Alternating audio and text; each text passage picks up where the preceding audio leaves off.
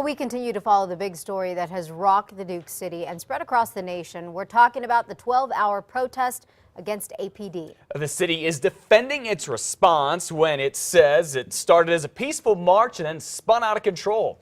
This News 13's Samantha McDonald is here with more in the Newsplex. Good morning, Sam. Good morning, Matt and Elizabeth. The city's top brass says when the march took a turn for the worse, it was then that they decided it was time to call in riot police. Our officers were deployed there for emergency response in the event something went bad. We didn't go looking for them. They came looking for us. Things were de-escalated on a regular basis until we got to a point where the protesters started laying in the middle of the freeway and protesters started climbing poles and doing damage to personal property and commercial property. And it was at that point that I think decisions were made that arrests might need to be made. Those decisions also included the use of tear gas. APD Chief Gordon Eden says the first round at Central near Girard was used after people had called his department, concerned for their safety. He also says protesters began to attack each other. And then about an hour later near APD's headquarters, Eden says more tear gas was used after someone brought out a weapon. The chief says his officers showed tremendous restraint when that peaceful protest turned into an angry mob. Matt, back to you. All right, thank you for the update, Samantha. Chief Gordon Eden says 4 people were arrested last weekend, all charged with disorderly conduct. And UNM students got wind of Sunday's protest, literally. Police and a text message told students to stay inside when the gas started coming out, but even that wasn't enough. Some students say the tear gas got into their dorm rooms. So apparently the cops that had been in the street had set off tear gas canisters, and the cloud, since there was wind, had blown towards the dorms and through all our open windows. My eyes started to water, so I decided to close my window, turn off the AC, and I went into the kitchen. And even when I went back to bed, I would say 5:30 this morning, it was still coming in and my eyes were still watering. Besides UNM, the protest also caused problems at Presbyterian Hospital downtown. It got locked down when protesters blocked the emergency room. And thank goodness there was no repeat performance last night. The folks who organized Sunday's demonstration called for another one last night on Central, but as you can see, only about a dozen people showed up. Governor Susana Martinez says she understands the public's frustration, but says protesters need to remain calm. The governor says it's important to allow the FBI to complete its investigation into the fatal Foothills shooting of James Boyd. And while people have the constitutional right to protest, she would like to see it done peacefully. I just want them to do it in a peaceful way and not to cause any harm to themselves or others or to property that belongs to others.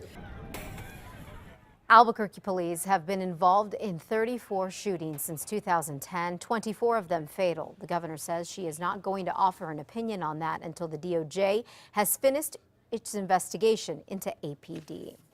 The protest is making national headlines. The New York Times, USA Today, and CNN are all focusing on the number of deadly APD shootings, as well as APD's website that became the target of a cyber attack on Sunday.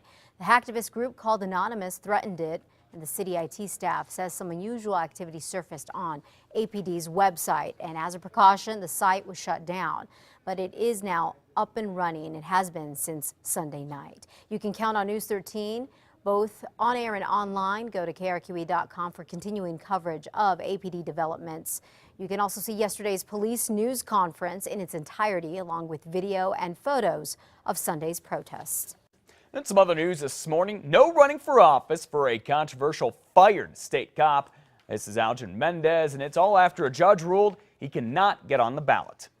Elgin Mendez filed earlier this month to run for state representative as a Democrat to represent the district between Santa Fe and Espanola. His opponent would have been the incumbent, Carl Trujillo. But according to the Santa Fe New Mexican, a judge ruled Mr. Mendez does not have enough valid signatures to get on the ballot. Mendez was fired from state police. Later, Rio Arriba County Sheriff Tommy Rodella forced Mendez out of his department after Mendez was caught on tape here drunk and headbutting people at the Buffalo Thunder Resort and Casino. Then in February, Mendez resigned as a roundhouse security guard after the sheriff's wife, Representative Debbie Rodella, filed a restraining order against him, claiming Mendez repeatedly threatened her. Well, coming up to 5:06, in 2009, the UNM Athletic Department laid out a big 5-year plan for its teams and facilities. The 5 years is just about up, so did UNM reach those goals? The answer is yes and no. Associate Athletic Director Kurt Esser says athletes are doing better in the classroom and the university is selling more merchandise, t-shirts, hats, and the like. The pit got a huge makeover, nice one too, as did UNM's baseball home field. Men's basketball team has been to the NCAA tournament 4 of the last 5 years, but the football team's implosion left the department hoping for more fans in the stands and hurting for cash. If we can fill up University Stadium, that will help a long way towards our financial goals. The department is lagging 6 months behind on its goal of raising $75 million for athletics facilities. If the football team starts winning again, that could boost donations and put renovations of University Stadium on the fast track. Although some things on the checklist won't be done when the plan expires in June, UNM Athletics is already polling coaches and players to see what should be included in the next 5-year plan. Changes are happening with the PNM Good Neighbor Fund, which helps low-income customers pay their bill. Among them, a new rule that lets PNM shareholders contribute more than $500,000. PNM is also changing qualification guidelines so more emergencies can be considered. In addition, after paying a customer's bill, PNM will provide them with ideas on how to save money. It's just one more example of that we're not just simply paying a bill, but we're helping folks to learn how to get on a track where they can pay their bills and be effective with that. Funds will now be managed by the Rio Grande Food Project in Albuquerque. The program is funded by customer donations, which shareholders match.